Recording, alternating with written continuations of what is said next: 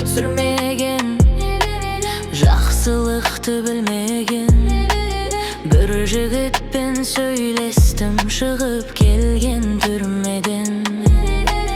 Бармақ тістеп өкіні адамдардан өтініп айтқан сөзін айтайын. Сол жігіттің сөзімен, сол жігіттің сөзімен.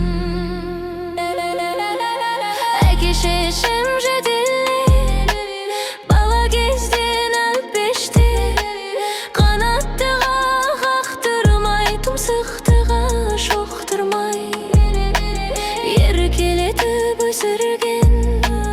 Ата-анам өмірден үміт күткен панасы. Болдым жалғыз баласы, болдым жалғыз баласы.